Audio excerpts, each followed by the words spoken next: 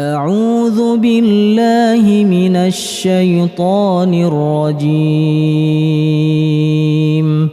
بسم الله الرحمن الرحيم. Assalamualaikum warahmatullahi wabarakatuh. Innal hamdalillah nahmaduhu wa nasta'inuhu wa nastaghfiruh wa na'udzu billahi min shururi anfusina wa min sayyiati a'malina. Man yahdihillahu fala mudhillalah wa man yudlil fala hadiyalah. Asyhadu an la ilaha illallah wa asyhadu anna Muhammadan abduhu wa rasuluh. Qala Allah Ta'ala fil Qur'anil Karim, ya ayyuhalladzina amanu taqullaha haqqa tuqatih wa la tamutunna illa wa antum muslimun.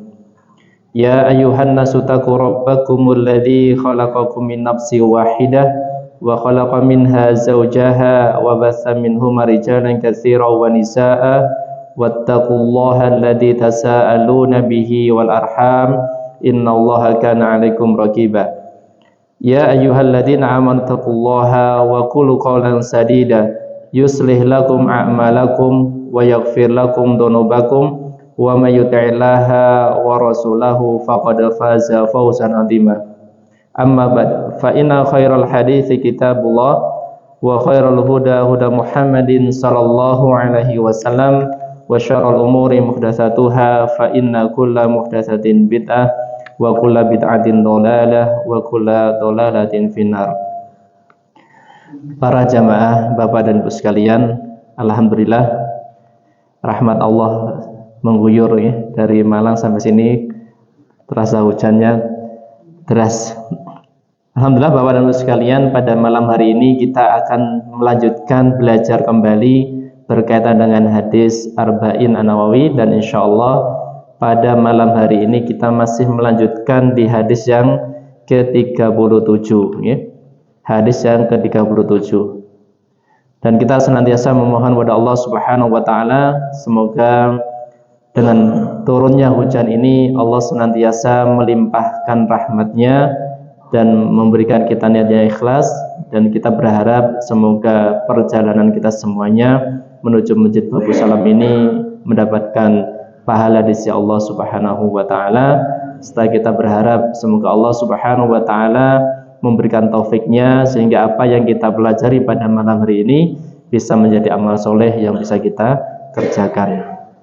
Bapak dan Ibu sekalian, sebelum melanjutkan kita baiknya membaca dulu hadis yang ke-37 ini. Hadis yang ke-37, keutamaan Allah Subhanahu wa taala dan keadilannya.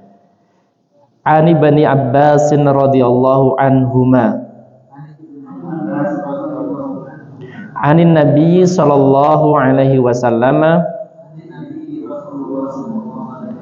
fima yarwihi an rabbihi azza wa jalla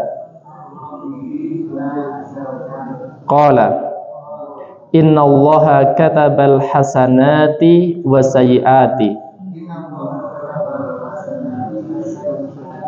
thumma bayyana dhalika faman hamma bihasanatin falam ya'malha kataballahu indahu hasanatan kamilatan wa in hamma biha fa'amilaha kataballahu indahu asyra hasanatin ila 700 dhi'fin ila ad'afin katsiratin wa in hamma bisayyi'atin falam ya'malha kataballahu indahu hasanatan kamilatan wa in hamma biha fa'amilaha kataballahu sayyi'atan wahidatan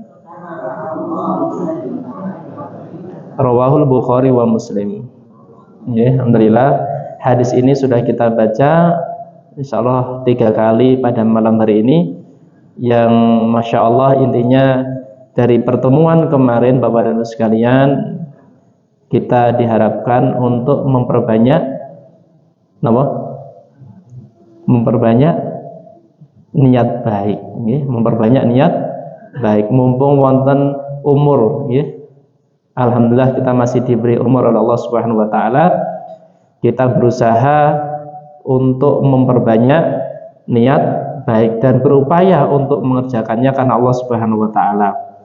Walaupun kita belum mampu untuk mengerjakannya, melaksanakannya. Ya.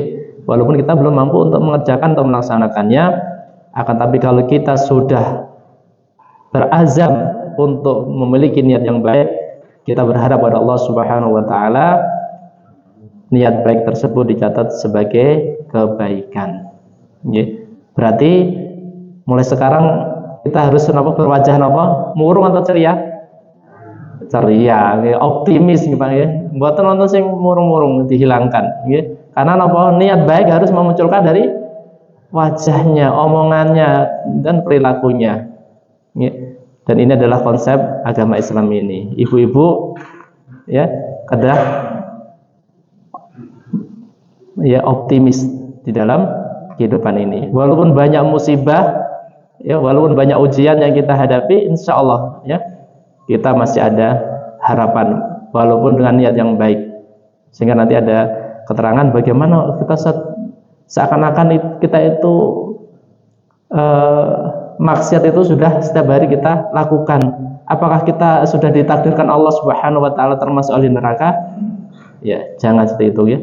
Selama kita masih ada niat baik dan kita berjalan menuju Allah Subhanahu wa taala, insyaallah Allah Subhanahu wa taala akan mempertemukan kita dengan Allah, ya. Kemarin faedah nomor pinten Bapak dan Ibu sekalian?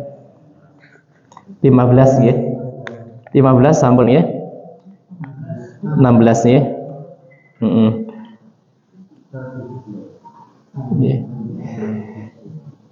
Nomor 16 Bapak dan Ibu sekalian. 17 nggih.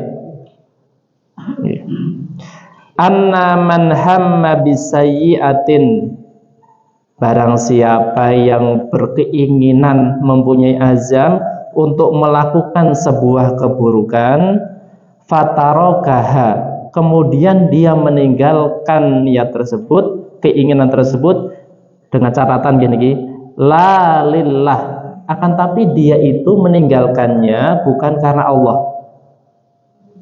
Dipamirin ya, seseorang yang sudah punya keinginan yang kuat untuk melakukan sebuah keburukan, kemudian dia meninggalkannya niat tersebut, akan tetapi tidak karena Allah Subhanahu wa taala.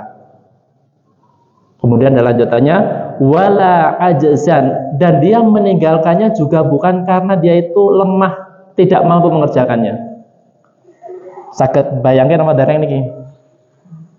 Contonipun wonten tiyang yang kuat ya, tapi dalam ujian hidupnya dia tidak mempunyai atau diuji dengan kemiskinan. Dia ada niat untuk mengambil harta orang lain. Tiba-tiba dia itu mengurungkan niatnya, tapi tidak karena Allah. Tapi dia lemah nama buatan. Orangnya kuat Bapak, masih pemuda. Dia dalam kondisi kuat. Tidak karena Allah dan bukan karena lemah. Ini catatan ya. Meninggalkan keinginan buruk tapi tidak karena Allah dan tidak karena lemah. Lam tuktab lahu hasanatan wala sayyi'atan. Maka orang yang kondisinya seperti ini Bapak Ibu sekalian, tidak dicatat baginya sebuah kebaikan maupun keburukan. Berarti tidak dicatat ya. Contohnya pun apa? Orang yang ya bekerja di sebuah lembaga, barangkali di situ korupsi sudah merajalela. Dia ditawari oleh atasannya barangkali seperti itu. Kemudian dia meninggalkannya, tapi bukan karena Allah, takut ya di PHK atau takut ya tercela nama baiknya dan sebagainya. Sedangkan dia mampu untuk mengerjakannya, maka ini tidak dicatat sebuah kebaikan maupun sebuah keburukan. Maka jangan dikira orang yang berbuat baik untuk negara semuanya masuk atau dicatat sebagai kebaikan, karena barangkali tidak karena Allah, ya, karena tidak ya, mungkin karena apa, pengen disanjung, pengen di apa, pengen dan sebagainya. Catatan di sini ya, sangat dipahami. Fa in tarakaha ajzan, seandainya orang tersebut meninggalkan niat buruknya tadi karena dia dalam kondisi lemah, kutibat alaihi sayyi'atan, maka akan dicatat baginya sebuah keburukan. Sangat dipahami ya? Kondisi satu, orang yang meninggalkan niat yang buruk bukan karena Allah dan bukan karena lemah, maka tidak dicatat baginya sebuah kebaikan maupun keburukan. Akan tetapi kalau ada orang meninggalkan niat buruknya karena kondisinya lemah, maka tetap dicatat sebagai sebuah keburukan. Keburukan dari mana? Dari niat buruknya tadi. Sangat dipahami ya? Contohnya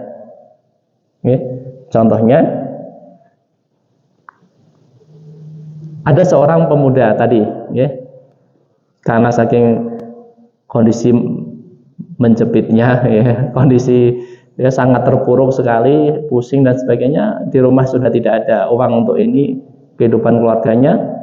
Kemudian dia terbesit, pokoknya saya ini salah satu jalan untuk memberi nafkah keluarga saya dengan mencuri. Sudah ada niat buruknya ya, besok saya akan mencuri rumahnya fulan. Tiba-tiba besok sakit perut ya, mau mencuri BAB dulu. Akhirnya dia tidak jadi yang mencuri. Niki dicatat seperti apa? Keburukan atau kebaikan? Keburukan. Sangat dipahami ya? Ngeten niki. Ya. Karena ajus tadi kelemahan, ya, tapi dia sudah berniat untuk merancangnya bahwa nanti seperti ini dan sebagainya, sudah mempunyai niat yang buruk tadi. Maka orang tersebut mendapatkan sebuah keburukan, nilai keburukan di sisi Allah Subhanahu wa taala. Ya. Makanya Bapak dan Ibu sekalian, ada 4 kondisi di dalam niat yang buruk. 4 kondisi ini. Nomor setunggal, orang yang berniat buruk kemudian mengerjakannya, maka akan ditulis apa? Keburukan. Ya. Menulis keburukan.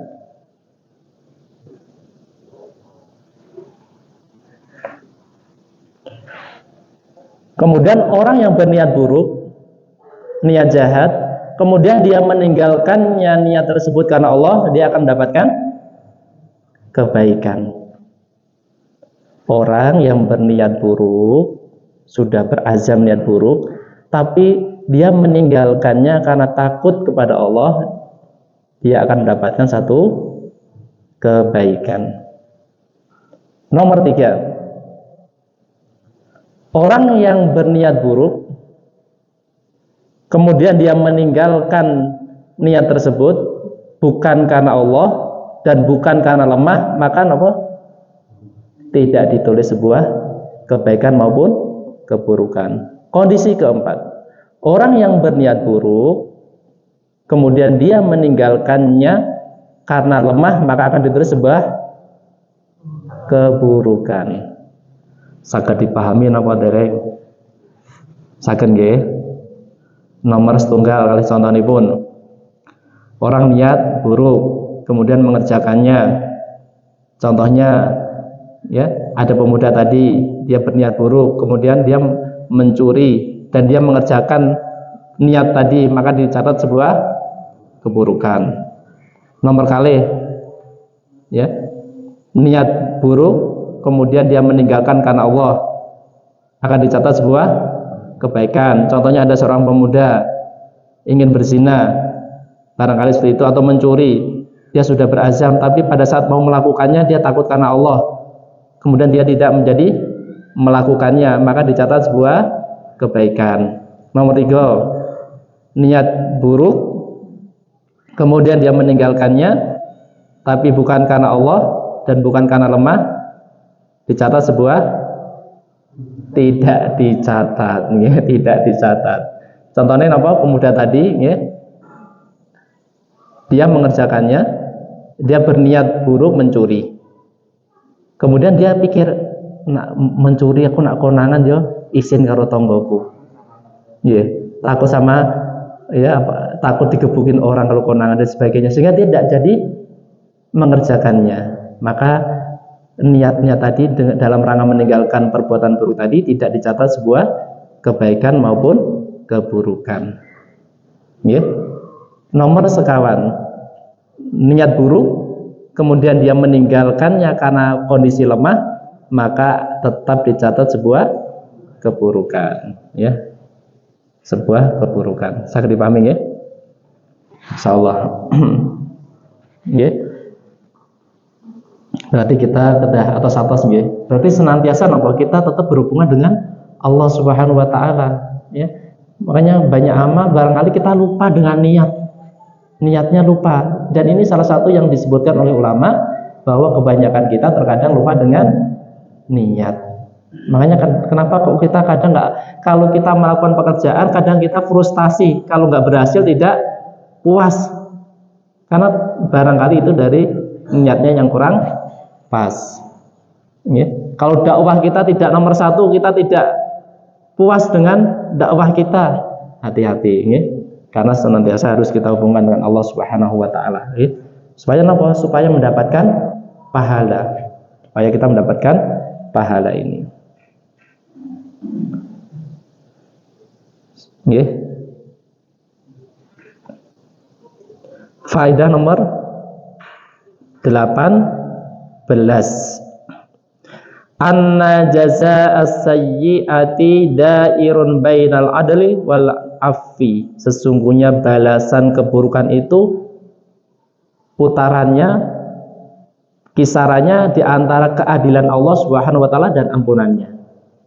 Keadilan dan ampunan. Kalau kebaikan putarannya di napa? Fadlu wal adl. Kalau keburukan kisarannya di sisi Allah di antara keadilan dan ampunan. Maksudnya paham mboten? Kalau kita melakukan dosa itu berarti ada keadilan Allah dan ada ampunannya Allah Subhanahu wa taala. Kalau kita melakukan kebaikan berarti kita akan mengharapkan karunia Allah Subhanahu wa taala dan keadilan dari Allah Subhanahu wa taala.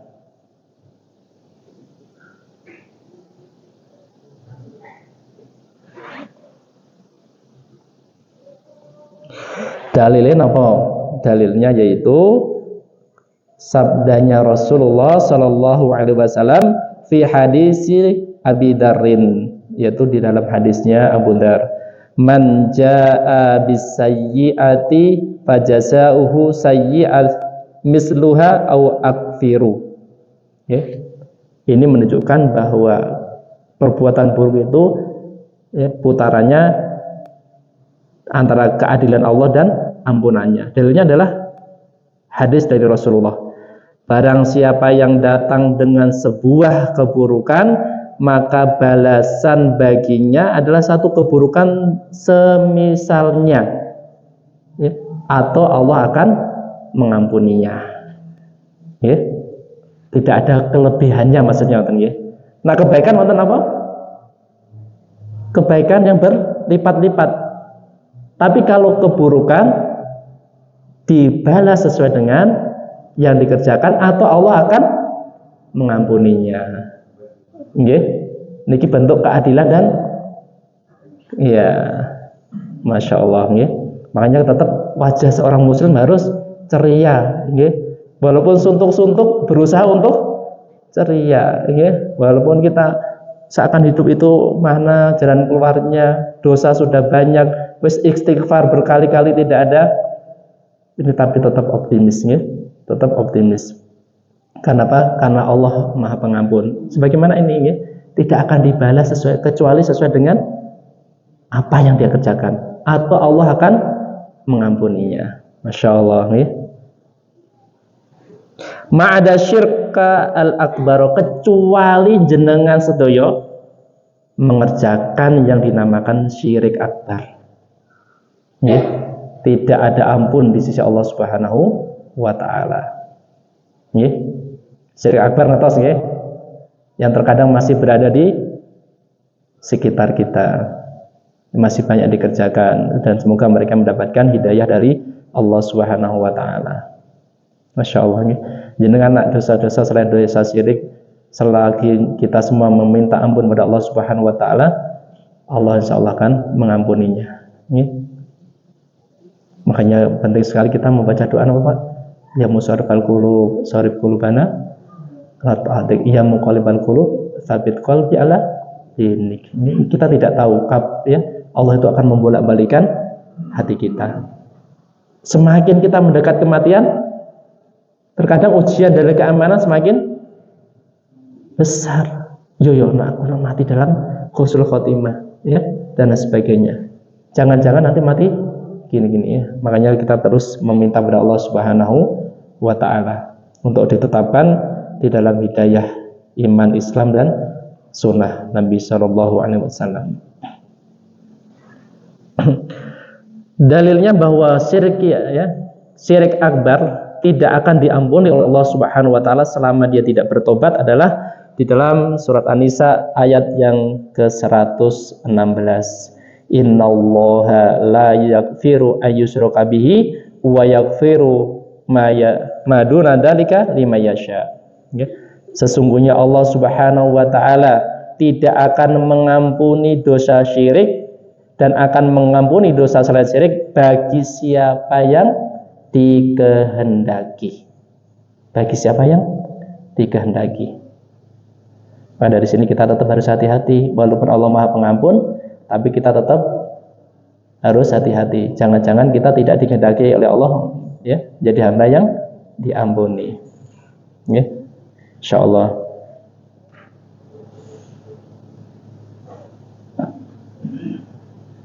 Bisa dipahami ya. Makanya kita harus senantiasa ya, meminta ampun kepada Allah Subhanahu wa ta'ala dan memohon supaya dapat istiqomah di atas jalan yang lurus ini. Barangkali jenengan ada memori-memori yang dulu pernah melakukan kesyirikan, Bapak Ibu sekalian, kan kita tidak tahu ya latar belakang kita, orang tua kita seperti apa ya, tapi itu masih membekas dalam diri kita ya. Kesyirikan-kesyirikan itu ya, kita harus memperbanyak istighfar kepada Allah Subhanahu wa ta'ala. Semoga itu dicabut dari diri kita. Ya, karena ya barangkali gen kita ada gen ya kesaktian atau apa ya. Ya. Dan kadang membawa karakter yang tidak baik. Makanya itulah perjuangan manusia ya. Kadang kita dapat seperti itu, tapi perjuangan kita untuk menghilangkan karakter yang tidak baik itu akan mendapatkan pahala di sisi Allah Subhanahu wa ta'ala ya. Mendapatkan pahala di sisi Allah Subhanahu wa ta'ala.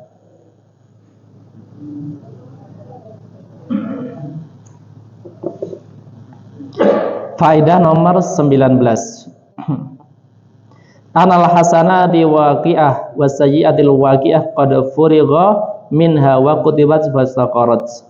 Sesungguhnya kebaikan yang terjadi dan keburukan yang terjadi sudah ditulis ya, sudah dipisahkan dan ditulis. Walakin artinya apa? Kebaikan dan keburukan amalan kita sebenarnya sudah ditulis oleh Allah Subhanahu wa ta'ala. Kapan kita berbuat buruk, kapan kita berbuat ya baik ya, itu sudah ditulis oleh Allah Subhanahu wa ta'ala.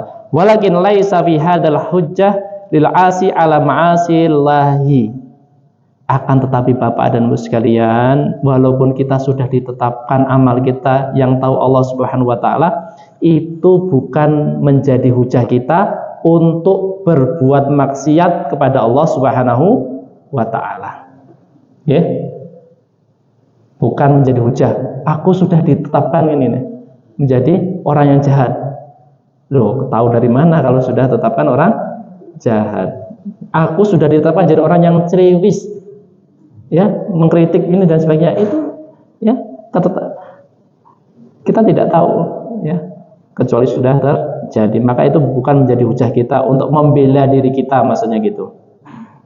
Li'anna Allah Ta'ala a'tahu sam'an wa basaran wa fahman. Kenapa Bapak Ibu sekalian? Kalau kita tidak boleh berhujah dengan amalan yang sudah ditetapkan Allah Subhanahu wa Ta'ala, karena kita tidak tahu. Sedangkan kita diberi oleh Allah Subhanahu wa Ta'ala berupa pendengaran, penglihatan, dan pemahaman. Sangat dipahami ya? Berarti kalau ada orang yang maling, saya maling. Kenapa kamu maling? Karena ini takdir dari Allah, ya kan? Itu dibenarkan buatan? Ya tidak. Ini kenapa? Karena kita masih bisa berpikir sebelum mengerjakannya. Kita masih melihat bagaimana dampaknya apabila amalan itu dikerjakan, dan kita bisa pemahaman. Maka bukan alasan kita melakukan sebuah keburukan. Wa arsala ilaihi rusula, dan Allah Subhanahu wa Ta'ala telah menurunkan kepada umatnya, yaitu para rasul. Wa bayyana lahul haqqa wa huwa la yadri madza kutiba lahu fil asli, dan dia telah menjelaskan baginya kebaikan, kebenaran, sedangkan dia tidak tahu apa takdir yang sudah ditetapkan baginya. Gitu. Wa bayyana lahul haqqa wa huwa la yadri madza kutiba lahu fil asli fa kaifa yuqhimu nafsahu fil ma'asi. Sedang dia saja tidak tahu takdirnya bagaimana. Kenapa dia menerobos nafsunya di dalam bermaksiat kepada Allah Subhanahu wa Ta'ala? Nggih. Saged dipahami nggih? Tsumma yaqul qad kutibat alayya. Kemudian dia berkata, itu sudah ditetapkan bagiku.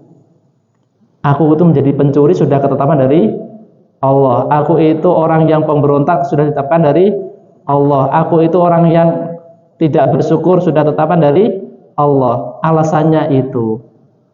Okay. Lima dalam ya'mal bi ta'ah wa yaqul qad kutibat li. Kenapa dia tidak mengatakan, ya? Kenapa dia tidak mengerjakan amal kebaikan kemudian mengatakan itu ketetapan bagiku? Kenapa yang dikatakan adalah keburukan tadi? Kenapa tidak dibalik? Ya?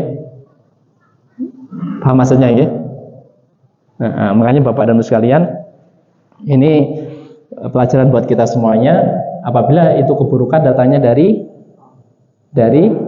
diri sendiri, apabila itu kebaikan datangnya dari Allah Subhanahu wa Ta'ala.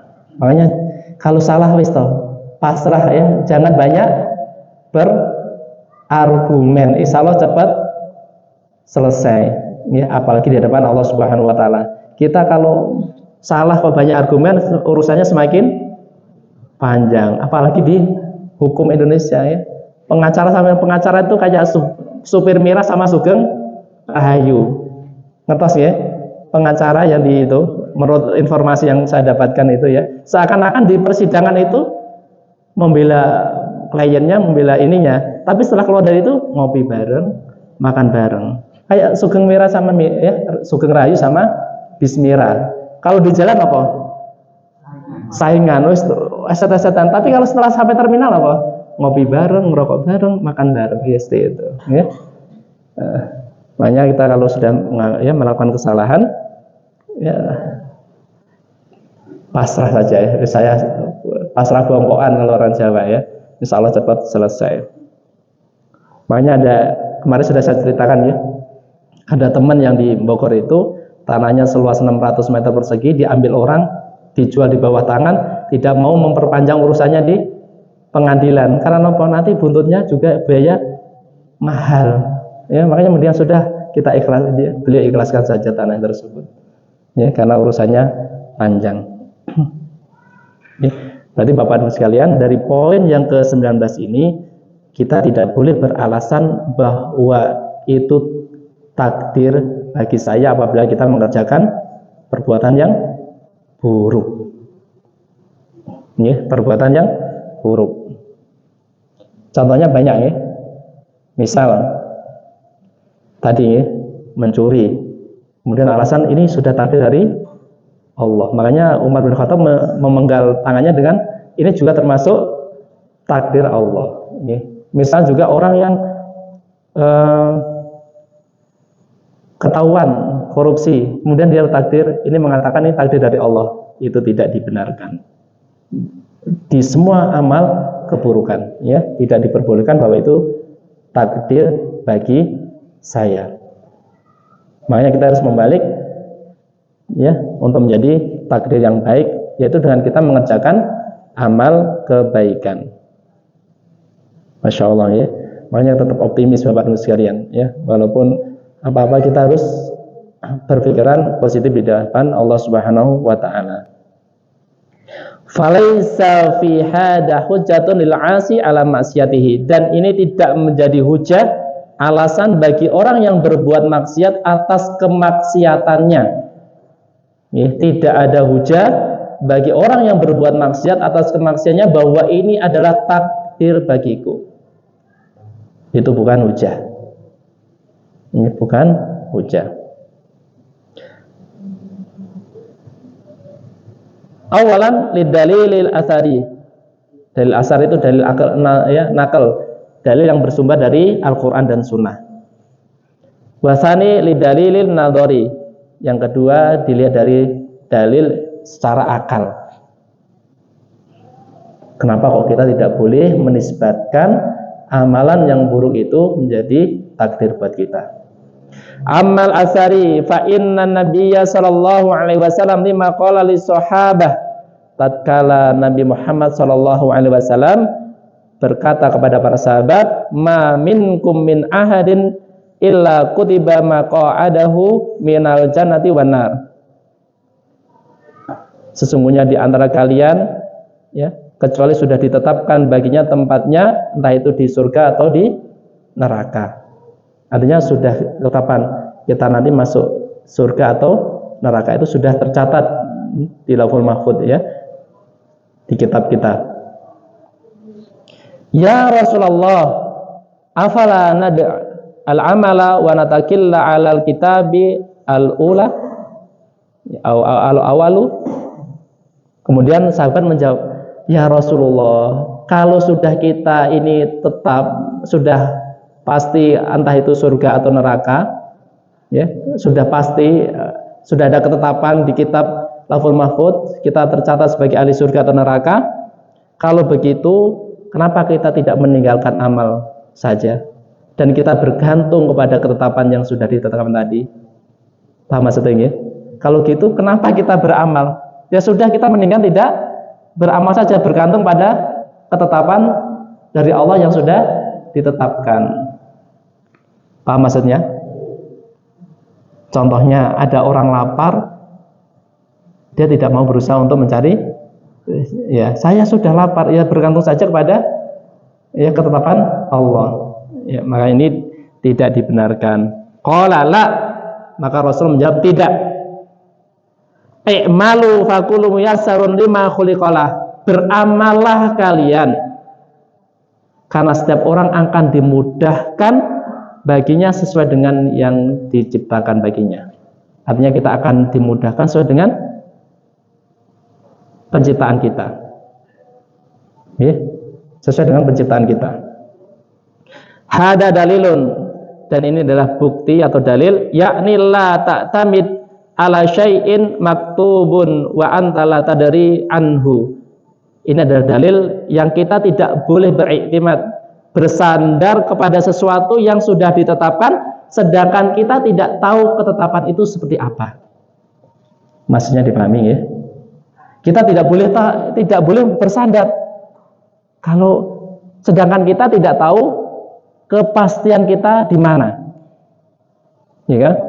Sedangkan kita tidak tahu apakah kita ahli surga atau ahli neraka, maka tidak boleh bersandar kepada ketetapan yang kita tidak tahu pastinya. Maka kita disuruh oleh Rasulullah SAW untuk banyak beramal, dan itu pasti akan dimudahkan sesuai dengan nasib kita nanti. Kalau orang yang baik pasti amalannya juga baik, pasti arahnya ke sana. Orang yang buruk pasti amalan juga ya akan sesuai dengan karakternya tadi. Bisa mun ada nak? Tereng. Wa anta la tadri anhu i'malu fa kullu muyassarun lima khuliqalah amma ahlus sa'adah, ya, beramallah karena setiap kalian akan dimudahkan sesuai dengan penciptaan kalian. Adapun orang-orang yang ahli bahagia, orang-orang yang tergolong bahagia, maka Allah akan memudahkan baginya jalan untuk mendapatkan kebahagiaan. Wa amma ahlus syaqawah, adapun orang yang digolongkan oleh Allah Subhanahu wa taala dalam golongan yang tidak bahagia, ya, yang sengsara, fasayusasiruhu li amali ahli syaqawah, maka dia akan dimudahkan untuk mengerjakan amal ya keburukan, ya amal keburukan, karena dia tergolong ahlu syaqawah, ya orang yang tidak bahagia. Sumatala qaulahu, kemudian Rasulullah sallallahu alaihi wasallam ya mengucapkan firman Allah Subhanahu wa taala, fa amma man a'ta wattaqa, adapun orang-orang yang bersedekah di jalan Allah dan dia bertakwa, wa saddaqa bil husna, dan dia membenarkan ya, kebaikan yaitu surga, fasanuyassiruhu lil yusra, maka Allah Subhanahu wa taala akan memudahkan baginya jalan tersebut. Wa amma man bakhila wastagna, adapun orang yang bakhil di jalan Allah dan dia merasa cukup, tidak merasa butuh kepada Allah Subhanahu wa taala, wa kadzaba bil husna, dan dia mendustakan adanya surga, fasanuyassiruhu lil usra, maka Allah Subhanahu wa taala akan memudahkan jalannya untuk sengsara. Makanya Bapak Ibu sekalian, di sini adalah kita harus mengerjakan amal kebaikan, karena kita tidak tahu apakah kita tergolong orang yang ditakdirkan surga atau ditakdirkan neraka. Semoga kita dimudahkan oleh Allah Subhanahu wa taala untuk mengerjakan kebaikan dan kita dimasukkan di dalam orang yang saadah, orang yang bahagia dunia dan akhirat. Barangkali Pak Didi mau adzan dulu ya.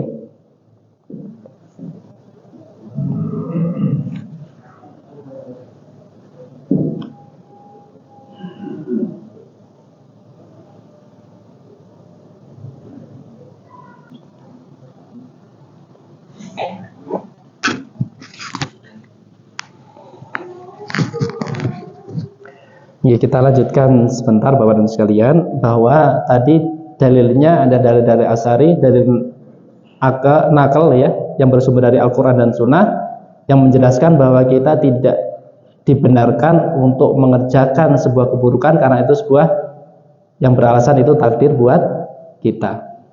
Itu dalil dari Asy'ari. Kemudian yang kedua Bapak dan sekalian, ammad dalilu nadhariyu al-aqliyu fayuqal li hada rajul. Adapun dalil nadhari, dalil akal-akalan kita, maksudnya akal kita ya bisa memahaminya. Amma dalil nadhariyu aqliyu fayuqal li hada rajul, dikatakan, kita coba katakan kepada seorang yang akan berbuat maksiat, malladzi a'lamaka anna Allah katabaka musian, laki-laki, apakah kamu mengetahui bahwa Allah Subhanahu wa taala sudah menetapkan bagimu keburukan? Ya, dia akan menzina atau mencuri. Kemudian katakan, ya, apakah kamu sudah tahu kalau Allah menetapkan itu bagimu?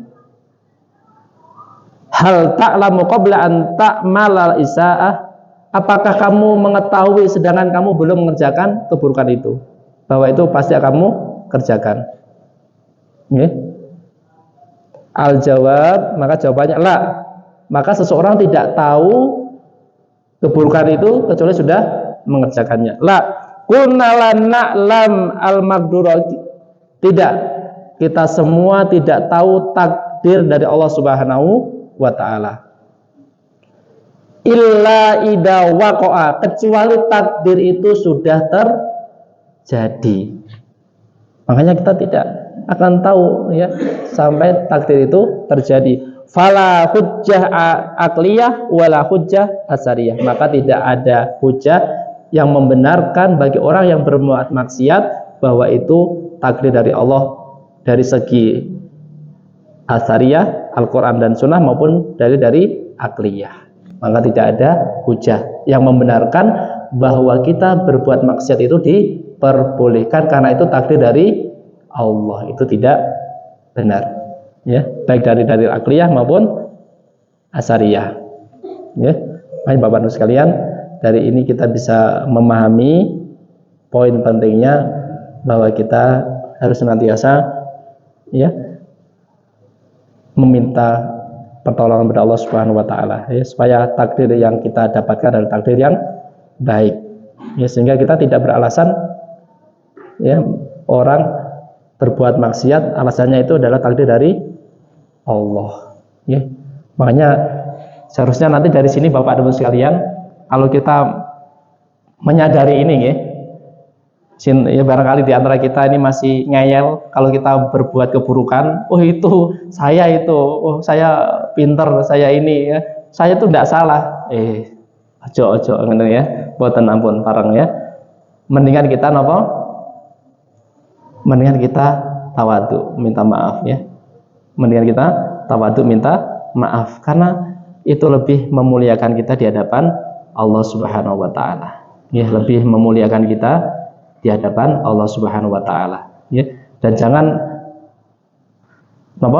beralasan bahwa itu takdir dari Allah sehingga kita berbuat jahat, berbuat buruk, berbuat maksiat dan sebagainya ya. Mendingan kita sudah mengakui kesalahan dan kita meminta ampun apabila berhubungan dengan manusia, kita minta ampun atau minta maaf dengannya. Apabila berhubungan dengan Allah, kita memperbanyak istighfar pada Allah Subhanahu wa taala ya, timbang kita panjang urusannya di hadapan Allah Subhanahu wa taala. Makanya mungkin ibu-ibu ya ini barangkali ibu-ibu ya punya merasa salah pada suaminya ya, seakan-akan kok berat hidup ini, insya Allah minta maaf pada suami, itu lebih baik ya. Dan kejadian kemarin Bapak-Ibu sekalian, saya memperhatikan ada ikhwan di kota sebelah ya, waktu cerita ke saya itu, ini qadarullah beliau sakit ginjal dan harus opnam di rumah sakit Surabaya. Sakit ginjal ya.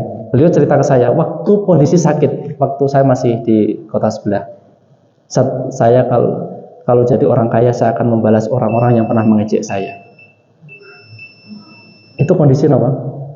Kondisi sakit. Sekarang sakit benar dan masuk rumah sakit. Ini nyata ya. Itu ngomong ke saya, Pak, ke dalam hati kalau Pak, sakit ini harus sebenarnya dari gengsinya tadi, ngoten nggih. Karena gengsinya tadi nggak mau menerima apa adanya. Nggih. Makanya salah satu terapinya tadi nggih, apalagi yang kaitan dengan ginjal ya. Ginjal itu apa kalau menurut pengobatan timur? Apa ya? Katanya kalau orang yang sakit ginjal itu karena tidak dihargai Bapak-Ibu sekalian. Ya, harga dirinya direndahkan. Makanya banyak kadang suami banyak sakit di situ karena apa? Iya, gitu maksudnya ngoten. Suami umurnya pendek kan ya, karena apa? Karena itu tadi gitu maksudnya ya. Ini teman akrab wali santri kita dulu ya. Aku masih di kota sebelah itu cerita di masjid itu, saat pokoknya saya tidak terima orang yang mengejek saya itu, ini saya akan membalasnya kalau Allah memberikan kekayaan buat saya ya.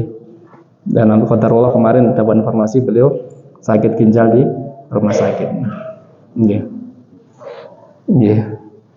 Makanya Bapak-Ibu sekalian, insya Allah kita harus berpikiran positif tadi, benar ya.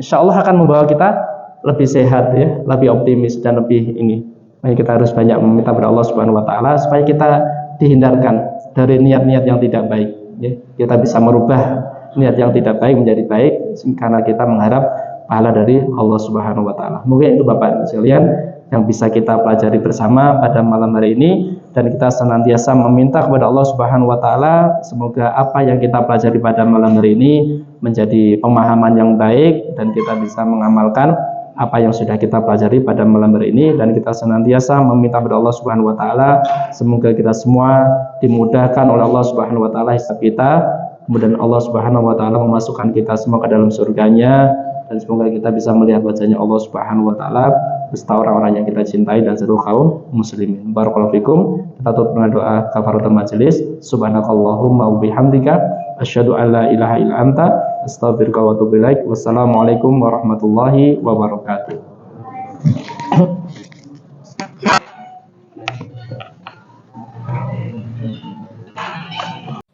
لئن شكرتم لأزيدنكم ولئن كفرتم إن عذابي لشديد